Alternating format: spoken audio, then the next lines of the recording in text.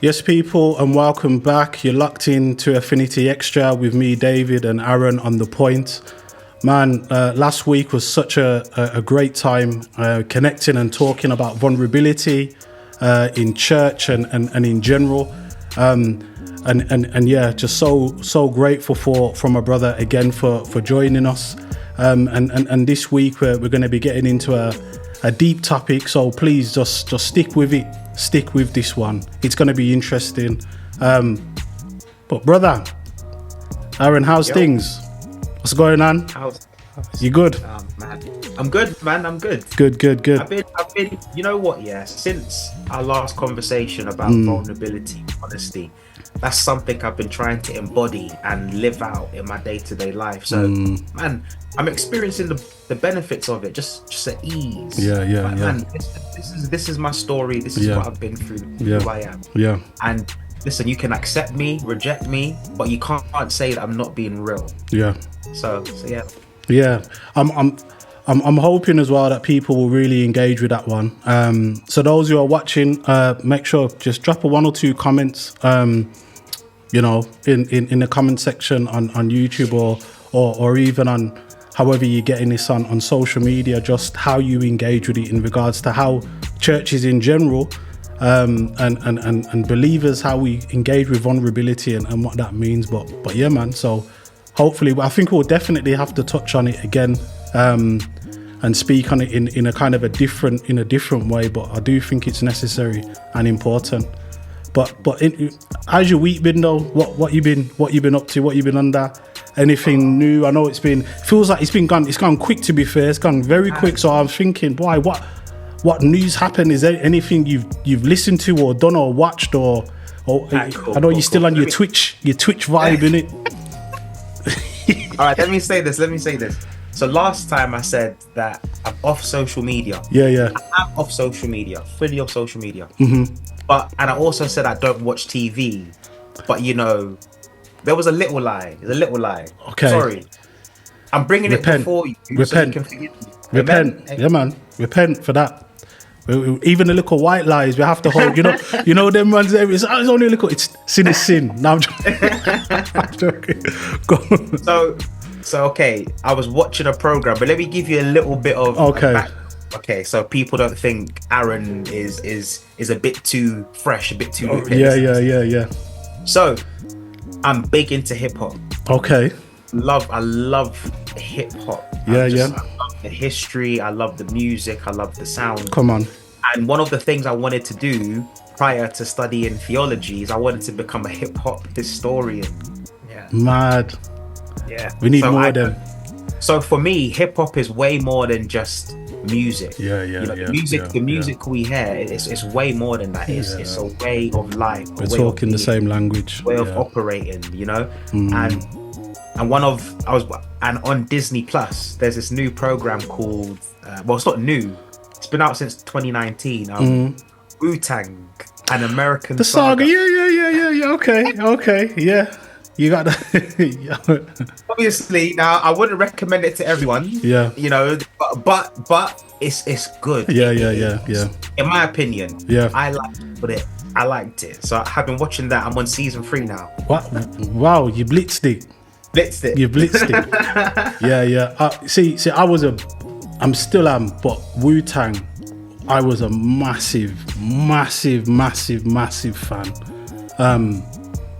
They just changed the whole game. I've never heard artists who looked like they looked dread, how they looked like there was just on it, there was just on stuff. But when you listened to the stuff that they were saying, it was deep, and you had to be like, hold on a minute, is my man really talking about maths? Is my man really talking about stuff around what it means to be living in poverty, and what it means, like, not there weren't, and I know we probably might deviate.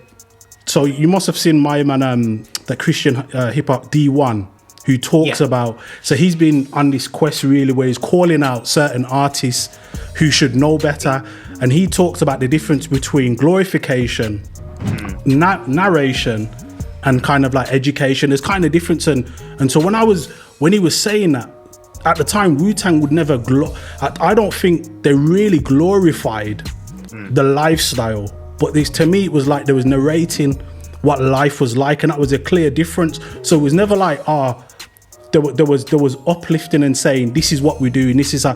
Maybe in some instances, I don't know, but in general, it was all about them narrating this is what life was like for them. And trust me, I could talk all day about Wu-Tang and how they just changed. But anyway, but yeah, so that's what you've been watching. You okay. What about you? You've been watching?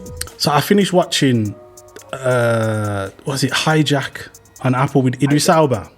Yeah. That was, I know one or two people said they weren't really feeling it, but I really enjoyed it. I thought it was good. It was almost like, like I was thinking, boy, it's been a long time since I watched a decent plane film or plane series. One of them ones there.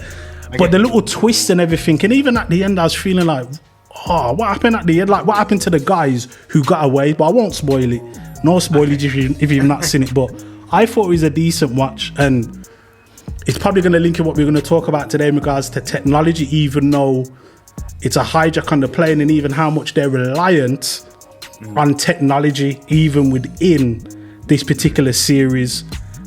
Technology plays a real key factor in one, in how they communicate in what's going on, but two, the way in how the plane is just there, and even what the pilots do and how much they rely on the technology of the plane. So when you finish Wu, maybe try Hijack. It's a decent watch. So that's what I've just finished that. So that's been my week. So today though, technology, AI, church, society, the world.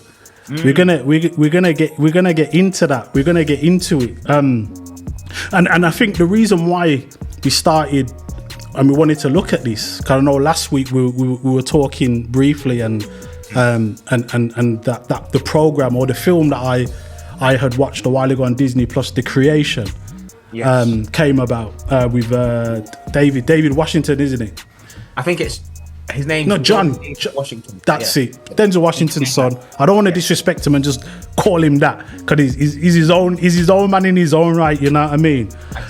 But I was struck by that film, and I think you said have you watched it?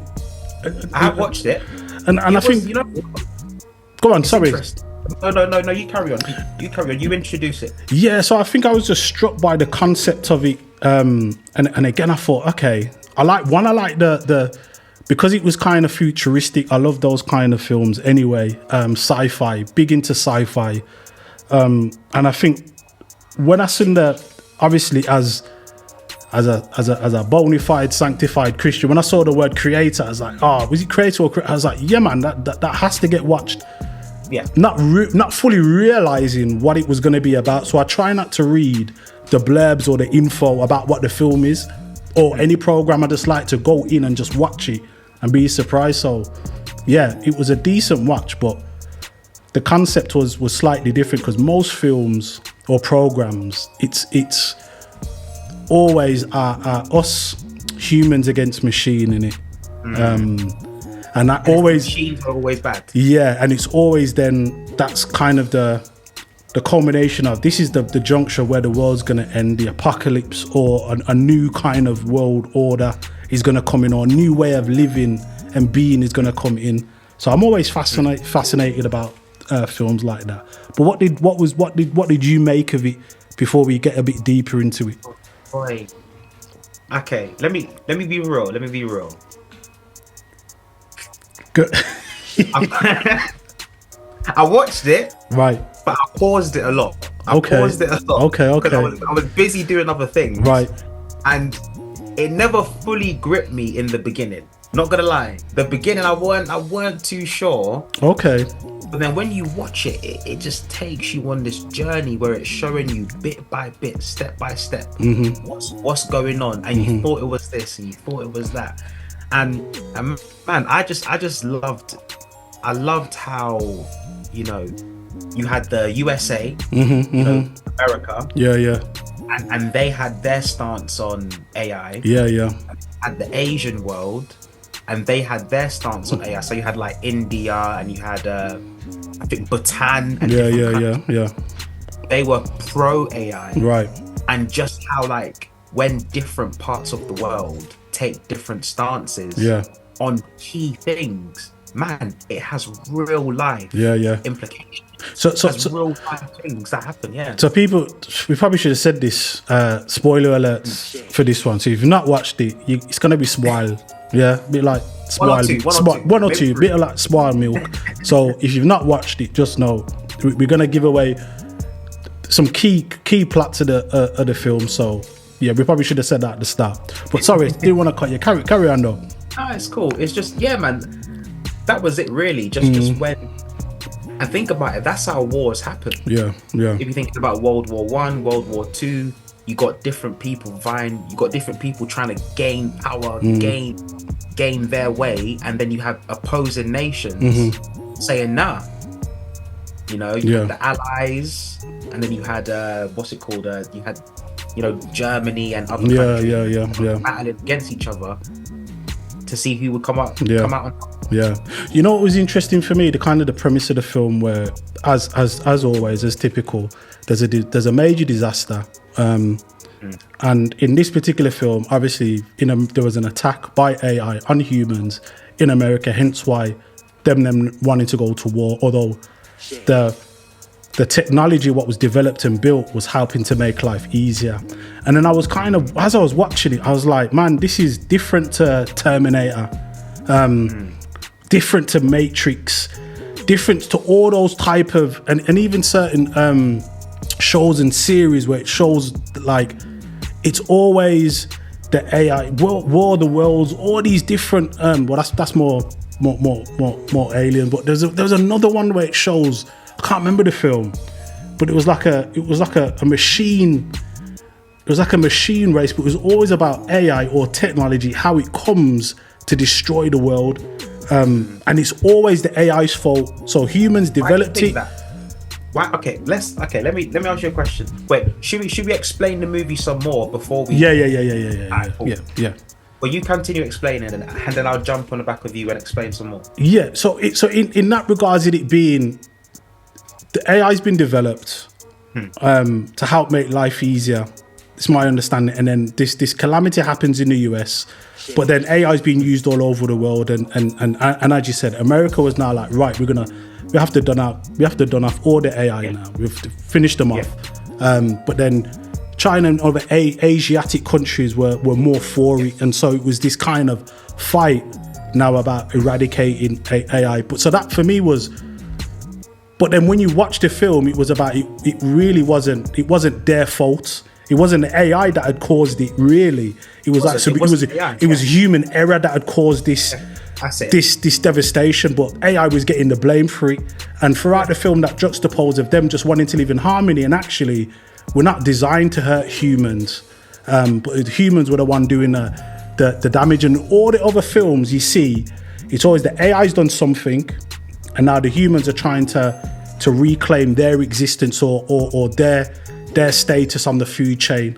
So in the Matrix and in Terminator, it's all about the survival of existence. But in this one, it was about the survival of.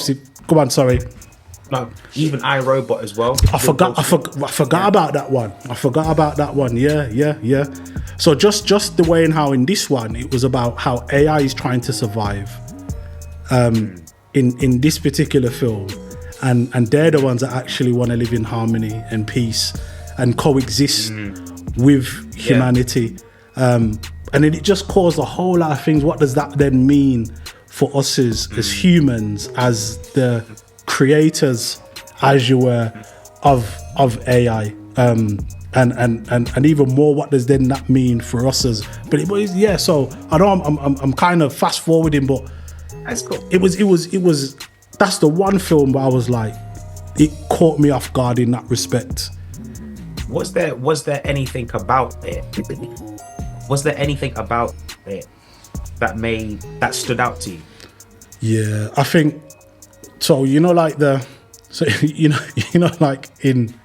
in the Terminator and even Matrix, it's always funny that AI has to be in a human form, and it's got to have the look of a human for it to be more palatable. In this film, it was still human, but you could still blatantly see that they're a robot. Do you know what I mean? And some of it was like, I don't know, I felt a bit squeamish when like they ain't really got ears, but you can see through the next part. So just again, how AI is always presented in a human form, which I always find quite interesting. What does that mean? Why can't it just be what it is? It's not human. All right, I have a question. What is it? Go. I've been doing a bit of research on this, and there's this whole idea of infusing technology and AI with the human body. Right. So there's been tests and there's research going into this where people, for example, want to cure aging.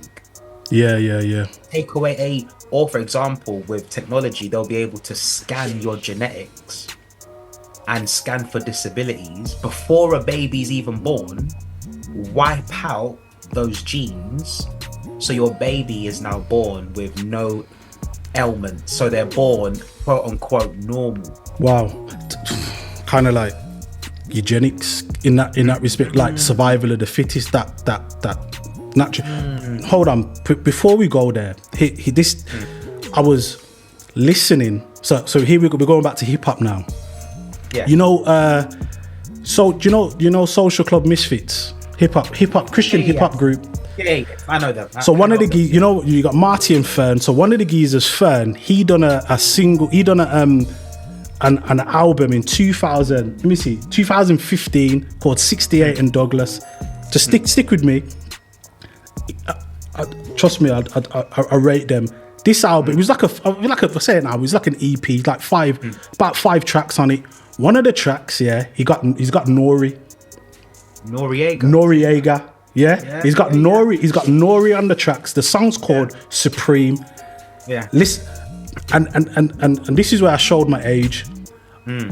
When I was teaching geography in secondary school, I had to use part of N.O.R.E.'s lyric verse to my students to explain to them, because part of it he talks about AI and he talks about climate change, and I'm like, I've never known N.O.R.E. to be that deep as a lyricist. I always thought it was do you know what I mean? N.O.R.E. was just, he had a decent beat and he was just, so I thought, one is that him aging as an artist, and I know he don't really rap that much, he does the podcast, the Drink Champs and that, but in 2015 I was like, okay, Fern's got him on this track, but then let me show you some of the lyrics that he talks about. And the reason why I used some of it was for my students to kind of get an understanding of who cares about climate change, because it almost seems like only certain people. So I was like, here's N.O.R.E., who I never would have thought would have spoke about this in his lyrics.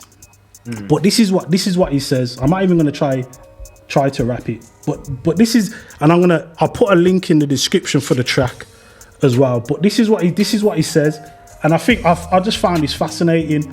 He says, I'll be in the crib just thinking on my own, and I realised the mark of the beast was on your phone. Both hands holding and praying, you're in the zone. Artificial intelligence, they try to clone. Worldwide, they try to clone worldwide. Control the world, you're on your own. Now they're saying they don't believe in evolution, and climate change is the result. Climate change is the result of Earth's pollution, and we haven't got to argue about, we need a solution. And I'm like, that's N.O.R.E.? And I'm like, hold on, that's N.O.R.E.'s on Fern's album, Christian hip hop artist. And I thought, one, he's not cussing, not swearing. That's refreshing for one. He's not talking no slackness, but he's talking sense here. But I'm like, for him to turn around and say and talk about artificial intelligence they're trying to clone, worldwide control, and I'm like, wow. So even in hip hop, even across other spheres where we think only this is only, and the reason why I'm saying this, because this shouldn't just concern, because I don't know, I'm not an expert in AI, I'm not a scientist, and so it's not about only those who study this or know this should talk about it. I think it's important that everybody grapples with this, that everybody understands the implications of AI. And so for me, and that was in 2015, he done this song, he done this tune, and he's putting those lyrics in there. And so the reason why, as you were talking about cloning and the things around what AI can do in regards to looking at genetic, and I know we're going to get a bit deeper in looking at the different types of AI, but I just thought, how important is it that we all have to understand what AI is, the use of technology in regards to the world, in regards to us as believers and Christians as well. But come on, sorry, carry on with that same thought. Oh, it's cool. I agree with you 100% because I have a friend who can remember when the phone just came out. Right. Like when the phone was new, like the phone itself. Would you? And all you do is call people and receive calls, and that was it. That was it. Yeah. But now look how far we. Okay, I know my phone case is a bit masher, Yeah. but look how far.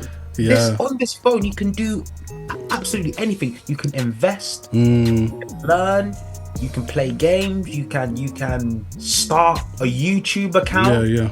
And there's so many things you can do. You can read your Bible, you can do whatever. There's so many things. The phone has developed so much, and look at how it's changed. So how we live life. Literally, the phone has changed how we the internet. Once upon a time, the internet wasn't what it is today. Yeah. But look at us now. We're using the internet to talk via Zoom, and we're not even in the same room. We're able to talk and have a conversation. And I think AI and what's happening, the things we saw in movies, the things we thought were only in movies, I think it may not be in our day and age. Yeah. It may be. I ain't saying you're old. I'm not saying you're old. It's all right, man. I'm owning it. I'm owning it now. I'm owning it. 2024, I'm owning it. It's all good. It's all good. But in my day and age, there may come a time where the whole landscape of what it means to be human, what it means to live, what it means to research, what it means to work. There'll come a time when it will change. It is changing. Chat GPT got Bard, got BARD. It's already changed. It's already changed how we live anyway. It's already there. And even more so. So what is AI? Just, I mean, and as I said, we're not experts in this. We're just couple guys who are interested in this, and that's partly because I suppose our taste and flavor in films and genres and so on. But just what's your understanding of what AI is? So basically, my understanding of AI is AI, artificial intelligence. Right. Artificial meaning not necessarily not real. It's not like a human's sense of intelligence. Humans don't necessarily need to be programmed to be intelligent. Right. It's programming. It's technology. It's a program that has been programmed to do a certain thing. And one of the main kind of AI intelligence systems we know of is the systems that are dedicated to giving information, giving knowledge. Same with Chat GPT. You got Bard as well, and these systems, it's humans. So these forms of AI can't work without human assistance. Without human assistance, right? So humans have to do something in order to get something out of it. Yes. Right. They can't birth themselves. That's why they can't just say, he needs to be created. Right. Okay. And then programmed to do certain things. Right. So for example, Chat GPT, they'll pump in lots of articles, information, books, all these things. And then now the human will type to the AI, what can you tell me about this or that? And kind of like a Google search, it will bring up the most relevant, or not relevant, it will bring up the most accurate answer. Right. In accordance to what it thinks is the most accurate. Well, not even thinks, because AI don't think. Right. AI can't think. So what it's been programmed to think or believe, or see, I'm saying believe and think, but these are all human words. You know, so it will provide the best answer to your question. Okay.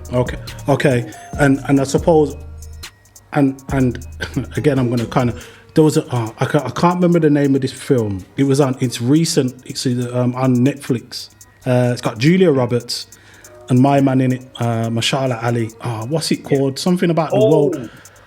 Leaving the world behind, or something like that. That movie was bad. So there's a part in it, another bad boy film, but there's a part in it where they're trying to leave and go back to the city, and then there's a pile up of all these Teslas. So they've hacked these Teslas in order to do. But then to me, that also reminds me of a form of AI, because it's information that's been programmed by us. And even though it's like self-driving, where some cars it can self-drive, but these cars need to have input from humans in order to be like, okay, this is how it navigates if there's an act, but it can only do so much of what humans will allow it to, or what humans have programmed it for it to do. The argument. So in that form, that's also another form of AI. And again, why, I don't know about the whole self-drive thing, but that just showed a way that, hold on, and I know even some people are kind of suspicious even about getting electric cars, because they're like, really, all it takes is someone to program to say, okay, we're going to restrict the distance of how long the battery can last for, because there's talk of apparently it can last a certain distance and you can make it long and all those kind of things, and they don't want to be restricted to that.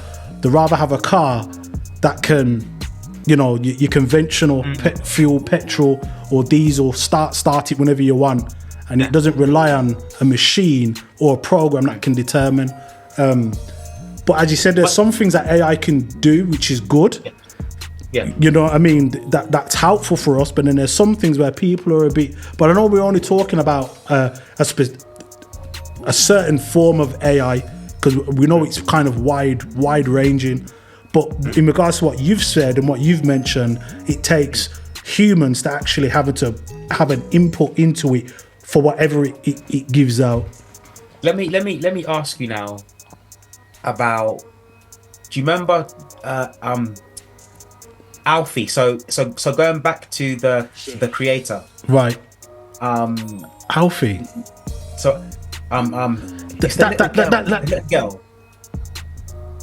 So basically. Oh, in the film, in the creator. Sorry, yeah. Sorry. So the AI's name is actually it's Alpha O. Mad. But David Washington, he nicknames it Alfie. Right. What do you think about that character? Right, so you're going deep. First, I thought you was talking about Alfie. You know the little, you remember that program back in the day? I don't know what it was. I can't remember what with the long nose. I thought he was like, where are you going with this one? That Alfie. I was like, what's my man going? I thought we was talking about so my bad. So obviously Alpha and Omega. Again, I'm like, okay, here you go. But obviously people are going to be like, well, it's Greek for beginning and end. But we know as believers, the Alpha and Omega, the beginning and the end, the one who sits on the throne, the Ancient of Days. So I'm like, okay, what does that? Yeah, so he's given a little nickname Alpha. I was like, what does that mean? Let me tell you something else though. Go on. When you're typing into when you're telling someone your number, you often say 078, or even though it's not an O, it's a 0. Right. We often say 078. Right. But hear this now. There's actually an AI system. It's called Super AI. Right. And basically Super AI, what they've done with Super AI is they've programmed it, for example, to learn a game. A Super AI, they'll program it to learn chess. Okay. And then what you do is when it's playing chess, this Super AI, it will make a mistake and learn from its mistake. Wow. And based upon information, it will learn how to beat and win in chess. Super AI. The company that made it, they're called Alpha Zero. Serious. Company that made called Alpha Zero. Yeah. Wow. So, one of the thoughts that were going through my mind is Alpha O, Right. Alpha in the creator? Are they trying to link it to this concept of super AI? Right. And the whole idea. So now super AI is so developed. It's already been developed. Yeah. Right. It can beat the best chess players. Imagine the best chess player. Chess masters. Yeah. I'm here. I'm terrible. Put me lower. Put me beneath the ground. Listen, hold that thought. I had a year 8 student at the youth club wipe the floor with me at chess. I was vexed. Done my dance. Carry on. Sorry. This is you. This is your student. No. I'm lower than that. I'm lower. It's year 8. He finished me. He was ruthless. Carry on though. but let's say now you have the best chess player, and let's say they have the maximum IQ level. Right. I think it's 160, I believe. Right. The AI can learn the techniques of a master chess player, but then because it has the information and learn how to beat the best master chess player, it can learn how to beat it, outshine it, or him or her, right, overcome them. And my question is, I know there's the religious elements to it, the spiritual side. Yeah. What we also have to understand is much of this stuff the creator is referencing is stuff what's already happening but it's in the early. So AI has only been around for 50 years, I believe. Right. But it's only become moderately successful in the last 20. Wow. So man, we're still in a very early stage of what AI can do. And when you watch a movie like The Creator and you see Alpha O or Alfie and she's just touching machines and just communicating through software and programming and changing what it wants to do. Listen, man. Wow. Sorry. I don't want to get into conspiracy. Yeah. But literally now, there is AI systems online that are designed to monitor and look out for other AIs that aren't following the regulation rules and so rogue AI. So AI systems there's regulations to how AI should operate. Right. And if someone is using AI to break rules, there's more AI to keep watch for those AIs. Wow. So this is the world we're entering. Yeah. So I know a lot of people are, and I know a lot of some of the experts behind it are saying like AI is moving much faster than how we can kind of have a ethical approach or an ethical understanding of how we deal with it and how we monitor it. So in one sense, you've got the elements of AI that is useful and helps us in everyday life, helps us to kind of move forward. Like this, the stuff that we take for granted and we use every day with our smartphones, that's a form of AI. But then there's a other element where there's as you've mentioned about AI that learns, but then essentially AI that looks about longevity or prolonged longevity of life. How can it improve our existence as humans? And there's a lot of people who are nervous about that, but then there's also a lot of people that are excited about it and perhaps don't really have the same care or the same framework or worldview that we would have as Christians. Because then what does then that mean for us who are created in the image of God, who are image bearers of God, but also who have been called as God's creation to be stewards of the earth, but also to procreate. And we know, and I know this line is, and it's cliche for those who are in arts in regards to, well, if God is the creator and we're created beings and we're called also to be creative, we have creativity, absolutely. But in regards to being creators of and again, and you're probably right talking about this is me thinking out loud, like this is the timely conversation. For some reason, I think it's on ITV2, the film Cyborg. You remember that shocking one with Van Damme in the 80s? I've seen that twice now, and then I've understood that the word or the term cyborg, what does it mean? What is that? Cybernetic organism. That's it. Yeah. Which is, again, it's something that is, it's technology as a trying to frame technology as a living thing, as so then you get into all types of conversations and potential implications and issues of what does it mean to be human, and what is AI meant to do? Is it meant to help us be better people?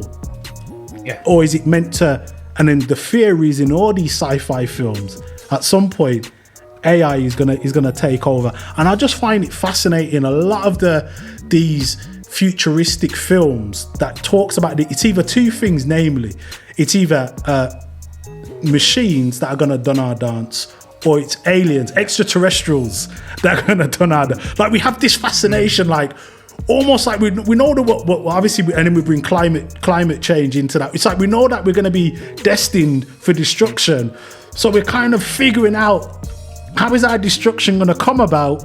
Although we've got scriptures to kind of allude to that, but I know, again, people will look at how that comes about. So as you were talking, that just makes me reflect and think. I want to build on what you spoke about when you were talking about the image of God. Our humans, according to Genesis, bear God's image. Yeah. I don't think people understand how powerful that is. Because when you're going back to the ancient world, I'm going to get technical. Yeah. Let's go back. But when you go back to, because people often forget the Bible itself. People often say the Bible, but what you don't know is the word Bible it's a Greek word. It means biblos, bibliography. The Bible isn't just one book. It's a collection of books. You've got Isaiah, Jeremiah, you've got Mark, Luke, you've got it's a collection of books that has been canonized into one collection. So it's called the Bible. Yeah. But when you're looking at, for example, the book of Genesis, and you're trying to understand genre, what genre does this fall into, man? There's so many questions. But when you're going back to that now, that context of what the writers were writing into, during that period, to say that humanity is made in the image of God, it's powerful. Because back then they believed that only kings, only royalty, only monarchs were made in the image of God. And the Bible is saying, no. The Bible brings it all the way down and says God made man and woman in the image and likeness of God. We all bear God's image. And man, you can see that. Wait, what was you going to say? Yeah, no, as you said, you're referring to, and I remember hearing and researching about this, that the Hebrew Bible, Hebrew scriptures, the Torah, or the Tanakh, in that way, it was not only was it made for the Israelites as a way to understand their existence, but it was also kind of a critique against other worldviews and their kind of understanding and origins of human existence. And so it was a way for the Hebrew Bible is a way to show no. Humanity being made in the image of God wasn't just reserved for those who are of royal descent. This was for every and anybody, down to every human being. Everyone has the mark of Yahweh. Has the so that's powerful in when you're framing that and putting that into context of what does it mean to be human. That this is for everybody who is created in the image of God. But let's go back now. Genesis chapter 1, verses 20. I'll read from verse 28. Okay. And I'm reading from the N.O.R.E version. So the New Revised Standard Version. It says this. Let me get the page back up. It says this. God blessed them, and God said to them, this is after he made them in his image and likeness. He said, be fruitful and multiply and fill the earth and subdue it and have dominion over the fish of the sea and over the birds of the air and over every living thing that moves upon the earth. Now we have God now making creation in 5 days. Right. You know, animals, birds, the firmament, the skies, the light, all the sun, moon, all this. And then God now saying, you know what? Humans. There you go. Yeah, right. You now have you carry out it's your my thing. will Right. on earth. Right. My will, but your thing, do your thing in accordance. But hear this right. now. But hear this now. How did humans treat earth? Yeah. You're getting deep now. How did humans treat earth? We are destroying it. Right. How did humans treat one another? Oppression, slavery, wars, killings. Right. How did even animals are at the brink of extinction. God the creator created humankind in his image, and because of sin and how sin marred, it didn't take away God's image, but it may have distorted God's image, it may have distorted God's image, marred it. Right. And because of the sinfulness of humans, look at how we behaved. What image? Now I'm going to ask you this question. What image is AI in? Right. What image is AI in? Can we? Don't get me wrong. I believe humans. When God made humanity, He said it's very good. Right. At the beginning, God gave His stamp of approval. It's very good. But when humans are left to their own devices, look what we do. And my question is this: If humans make AI, and if humans design the ethics of AI, right, whose image is AI in? That's crazy. AI. I'm gonna leave that for you to think about. What do you think? I don't want to give you the answer. What do you think? It's big. No, it's big because here's, and I know a few people. That's why I know a number of people are really, and it's not just your average person. Like we know there's, is it the Google? One of the top guys for Google recently, I know we've done a podcast on Diary of a CEO, he was saying like, we don't know what we're doing with AI. Like him as a code writer, I can't remember what his role was, but he was big in it.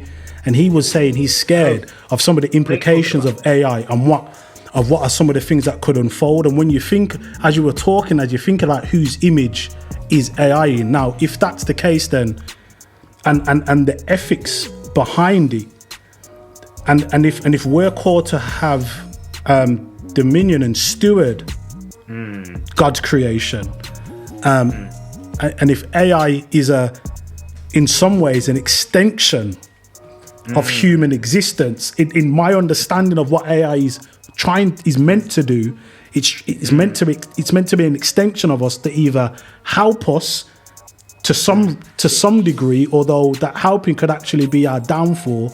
Because we know there are some companies that are trying to use it, as you said, for to try to prolong life as a means of control, as a means of surveillance, as a means of monitoring and all that kind of stuff. So then the stickiness within that is then our responsibility or our response, especially as Christians and believers in God. How do we manage that? Because I know some people are really afraid that the rate that AI is developing, we don't have an approach of how to regulate or how to monitor it. Like, is this really the right thing or the way in how it's meant to be done? Because when I was listening to a podcast, and one of the things that one person was talking about was about, will AI argue for itself? You know that one you're talking about, super AI, will it argue that it has a consciousness? And we don't really know what a consciousness is. But if it argues that it has a consciousness, then that causes all kinds of implications, because then it's like, well, it's going to have rights. You can't just switch it off. You can't done its dance. So then what does that then mean? And then that raises a whole lot of issues for us as believers and Christians. And then I know you said you didn't want to get into conspiracy theories earlier, but then that already leads people down conspiracy roads into say, well, AI surely is going to be, that's, if anything, that's a precursor to what's going to come next in regards to destruction, as a precursor to how. So then what is our role? What is our responsibility as image bearers and light and salt of the world and stewards, those who are called to have dominion? And I'm going to get very preachy. Those who it says that we are made a little lower than the angels. And what does that then mean? God, Jesus coming in the form of a human, God, Emmanuel, God with us, incarnate, wrapped in flesh. What then does that mean if we're trying to make an extension of our existence, but we already know our existence is the one who breathed his breath, the Ruach. It's his breath that we have living. So then it's almost like we're trying to do the same thing that people have been doing for thousands and thousands and thousands of years. We're trying to prolong things. We're trying to make life better for ourselves, as if we're the ones that have control over our destiny. And maybe I know people will disagree with that, but we're trying to have our cake and eat it in a way that's palatable, where we're trying to control how long we live for. Because I think this has been the same thing from Nimrod. Yeah, same. We're going to build our tower to reach heaven. We're going to reach immortality. We're going to be in control of our own thing. And it's almost like AI is a newer extension of that. Our tower is now in our technology and what we're trying to do. I know I went off on one there, but as you were talking, this is why it's important for the everyday person who, and as I said, I don't know half of the stuff around AI and what it is and how I don't even know how it fully works. Even when I think, why, how in the world does it work? Even the other day in my son's room, he's got a TV, Alexa, turn on the TV. And I took fast and said, Alexa, put it on HDMI 1, knowing that's the PlayStation channel to put it on. Yeah. And I was like, well, how is this working to turn on and off? Like, even I know it's basic, but I'm like, what signal is being sent to the on off button? And I'm like, it doesn't matter how much books I think I've read, to something basic like that, I don't even understand. I know people who create it will know, but I'm like, it's important that the everyday person knows and understands. Whether we like it or not, we use AI. It's part of our existence already. But as people of God, how do we stand on what Scripture says? But then how do we make sure that we have an understanding and the implications of what that could breed in the future? And not just for us, because we're already living in it, but for the next generations, because it's going to be a completely different ball game. Completely. This could be this. If AI develops in such a way that it's able to not even gain consciousness, but what if it develops the capacity to receive consciousness from other people, there are people freezing their brains, literally freezing their brains, in the hope that one day that they could be downloaded into some artificial intelligence, into some sort of cyborg or whatever to continue living. And when you start going down that path, the book of Revelation doesn't seem as symbolic as many people think. All of the beast. Go on. You know, all of these, the mark of the beast, right? Start venturing into these. You know, there'll be. It speaks about a mark on their arm or forehead or something, and it speaks about how the beast will be blasphemous, and it's all when you start looking at the book of Revelation and you start to see the direction the world is heading in, right, it could listen, we right, could be right, wrong. right. But if you track human history, if you look at what humans have done over the centuries we've been on this earth, there's a precedent that says, Wow. I ain't too sure if this is gonna go well. Right. Wow. Look at history. History says it all. Yeah. And my question is this now. Listen. In The Creator, there's a scene where the main character's wife, her memories, her consciousness is downloaded into this drive. Yeah. And then they find a body, and then they upload the consciousness of that person. Yeah. Body. Yeah. Even though that body isn't hers. Yeah. He comes alive. Yeah. At the end, and her and David Washington. Yeah. Fucking embrace, and then there's an explosion, and then I think the Nomad blows up. Right. But now, we believe in the supernatural. Right. We believe in spiritual entities. The one thing the devil can't do, the devil can't procreate. Well, not the one thing. The devil can't create. The devil, Jesus, God became Jesus in flesh. Right.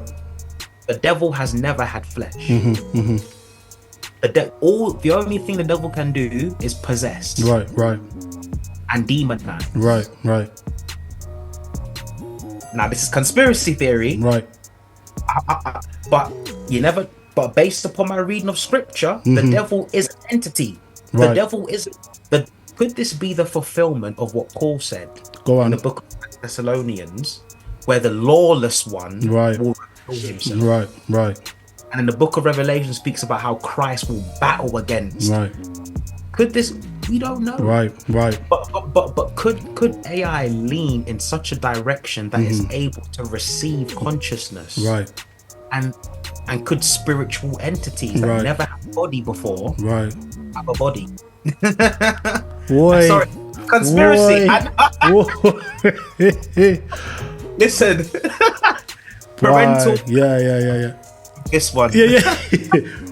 Nah, that is, and I never thought or looked at it in that way. And it's a. Could it be the fulfillment of scripture? Right. The fulfillment. Right. You don't know. Right. And could Jesus be coming back sooner than we thought? Think, yeah. Every generation has always thought Jesus could be coming back sooner, but the way in how and the way in how things are accelerating, you're right, it's scary, because when you start talking about the phone, and I remember I was in year 11, I had my first mobile, giving my age away here. This is 1999, is it? 1999. 1999. The Nokia. Man, I was so happy. I was so. I still remember the smell when it came out the box. It had this appley kind of fresh, and I was like, and it had the greeny kind of screen, the buttons, and my kids wouldn't know what to do with that phone if I handed it to them today. And all it could do, obviously, call, message. And I don't think I even had snakes on the phone, the game snakes. That was big with Nokia. But the text messaging, and to think, when I thought I thought I'd made it. And I remember going to school with and we would just say to each other, yo, message me. Just message me. We're in the same class. We're in the same, just message me. But now, when I think that was 99, what are we, 25 years later? Like, how my phone now is just hooked up and linked to this, like, to even when we used to watch certain programs and see people having conference calls on the TV, you could see someone that just used to blow my mind. Now it's just standard. And I say all that, if that's happened in 25 years, where my brick Nokia was doing the most basic, to where now what smartphones do, and I know people have had these conversations but the acceleration, and there's things that are happening that we don't even know in regards to how far technology has gone, and the things that people are believing will happen eventually. Like, they're not saying it could, they're saying eventually. So when you're talking about people have been freezing their brains, but even now we know Elon Musk with Tesla, he's doing, what is it, this where he's trying to put like a link to the brain where you can have like a link to your brain can almost be again connected to your TV, so you can sit there and just say to yourself, TV turn on, and it ain't Alexa, it's your brain that's hardware that's linked to all these devices and everything. And I'm like, if that's just what's already out there, the things that people are working on and developing, no wonder why a lot of people are apprehensive about what could be. And some people are hopeful because of the things that it can do. But for me, I know where I land and where I sit in regards to being a believer, and knowing that Yahweh is on the throne. We know regardless of what happens, regardless of the trials and the tribulations and the rumors of wars, we know all these things are going to happen, but the hope is, we have a hope in the one who is all powerful, who raises the dead. Amen. And those who aren't dead, they're going to be caught up with him when he comes. So there's hope beyond that, but it's important that we recognize, we engage with it. We make, and I know I'm going to be continuing on this journey of learning more, of understanding more, because it's already part of our everyday life, and it's only going to become more apparent. And we know we've only glanced on some of the different types of AI, from one extreme to another, from one where it's just about what humans put in, then the information is given from that AI system, and more now where you've touched on, there are ones where it's actually going to be able to develop its own source. It's going to be able to develop its own reasoning and understanding of what it means to kind of learn more and to grow smarter. But just before we end, go on, finish on your point. Final thought. Going back to what you're saying, man. Listen, I believe in Jesus not because I'm silly. I believe in Jesus not because I'm emotional. Right. Jesus saved me. I called out to Jesus and he saved me. Come on. You probably heard it said before, everyone. If you look at the beginning of Genesis, in the beginning, God. Right. You look at the end of the book of Revelation. Listen, man, God is at the end. He's at the beginning. He knows from the beginning. God remains on the throne. Yeah. And when you read the last pages of the book of Revelation, we win. Those who have faith in Jesus. So let you know, man. Yeah, man. We need Jesus. Yeah. We need all this AI cyborg. Listen, I want to die. I'm sorry. Right. I don't want to live forever. Right. When it's my time to die, I want to go. Right. It's been determined. It's been determined. Yeah. It's been determined. Yeah. I want the resurrection. Of course. Life in the age to come. Right. What they're trying to achieve with technology, Jesus. Yeah. Put your faith in Jesus, people. Yeah, man. Of course. I don't care what they do. Yeah. This body's perishing. Yeah. But my spirit is at home with Jesus. Yeah. And then and that same where the perishable has to put on the imperishable. The mortal will be clothed in immortality in Christ. So where people are trying to prolong life, I don't need to prolong mine. We've got eternal life in the one who rose from the dead. So that's it. So no matter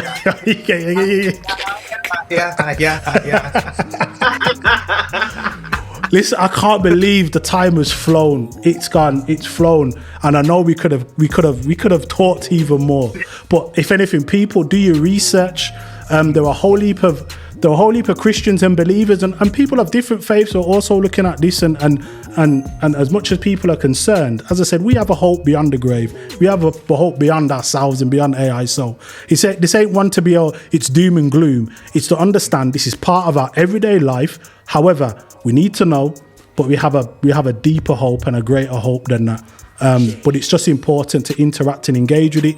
And also, if it's not for us, if it's not for us, but it should be, then definitely for the next generations, for us to teach and understand what's going on and what's out there, and for us to be mindful of that. And to also be careful not to go from one extreme to the other. But as always, my brother, what a pleasure. We could have carried on. We could have done one of them 2-hour, 45-minute podcasts where, you know what I mean? Where it's like, hold on, don't these people go to the toilet? Don't they have a drink? Don't they need to like refresh themselves? None of that. We could have gone on. So, my bro, bless you. Thank you. Hope you have a great week. I'm looking forward to talking more next week when we have our next episode. So, before we sign off, I don't know if there's anything else you want to say to the people before we go. Oh man, I don't know. Peace. Listen, people, you've been locked in with me and Aaron on The Point. You stayed locked into Affinity Extra. Make sure you join us for next week. Peace. Take care. Thank you for listening to this content. If you liked it, please don't forget to like, subscribe, and make a comment down below. Or even more so, check out our website, www.affinityextra.com, for more information.